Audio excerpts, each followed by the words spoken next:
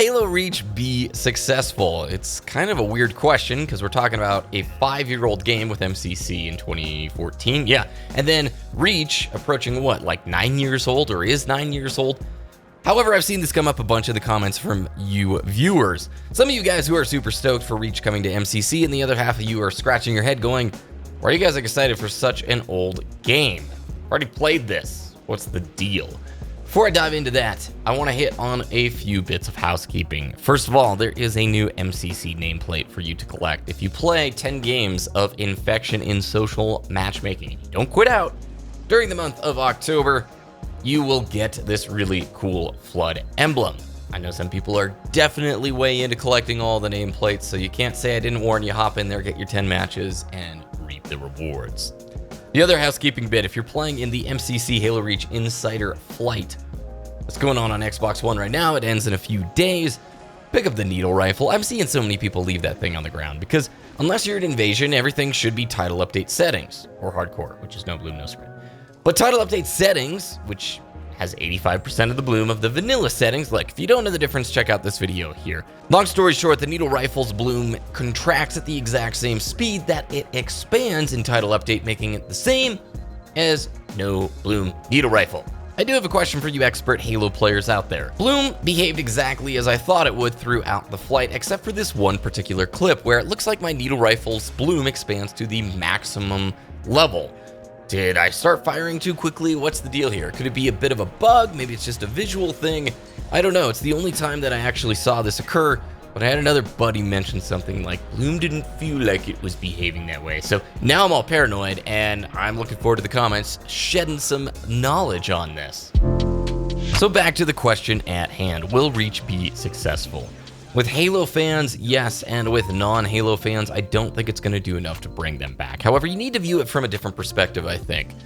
Halo MCC coming to Steam, having a full collection of titles, old legacy titles from the Halo series that are going to be available to PC players, that I do think will be a huge PR win. I think you're going to see tons of news stories run on MCC on Steam, and you're going to get the benefit of having each new game release on Steam as it happens, meaning instead of just one big press opportunity with a big drop of all the games on Steam, every time you have a new game added, it's going to give a big press opportunity. For those of you guys who don't YouTube, when news outlets and viewership is not talking about something and you create content for it, there's less of that snowball effect, where it's like, okay, Shadowkeep just came out for Destiny 2. Lots of people are interested in watching Shadowkeep content. Why? Because it's everywhere. You've got marketing, commercials, the news articles that are running, the streamers, the YouTubers. It all creates this momentum. It's an event. It's hype, right? And that momentum can drive new people who normally wouldn't look at games media or look at these things in general to get sucked in, interact with a piece of it, and then, oh, I want to play some Shadowkeep. That is what I was hoping for MCC with the transition to Steam and getting to see a PC set of releases for these games. Now, Reach, just on its own, is not enough to bring back lapsed players. And let's be real, even if MCC with every single Halo game dropped on Steam tomorrow, it would have a really awesome impact, but it probably wouldn't have the lasting growth that everybody within the Halo scene is probably hoping to occur with Infinite. You get what I mean?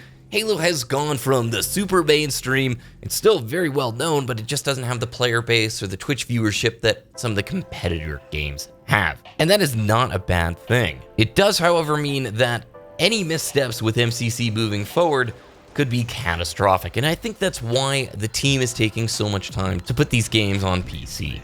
Now, let's talk about some of the other big macro things hitting MCC alongside Reach, because it's not just the release of a new game within the collection. You've got a new progression system.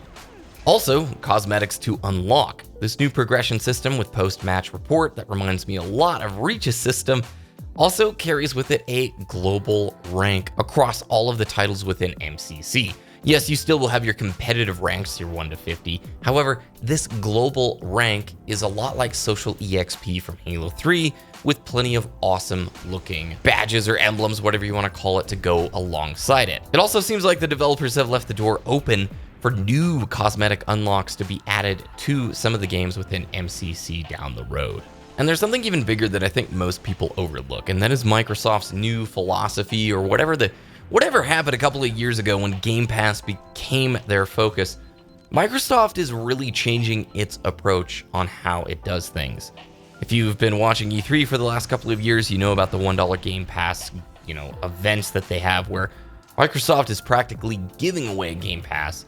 And now over the last 6 to 12 months, we've seen so many of their first-party titles on day one going straight to Game Pass. And that's how I played Gears 5. I played Gears 5 for $1, which honestly felt wrong and just crazy, but that's this new world that we're entering. And yeah, you've got MCC already on Game Pass.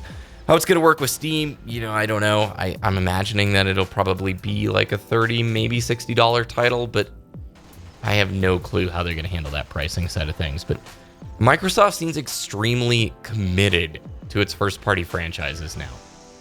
Not that it wasn't back during the Halo 4-ish, Halo 5 era, but tell me, am I wrong? Something feels very different with how Microsoft is handling its IPs in the last 12 months. Seems to be a lot more care, marketing dollars, and really an emphasis on just wanting people to play their games regardless of the platform that it is. Whether that's Windows 10, and Xbox One, and Xbox One X, and Xbox One S.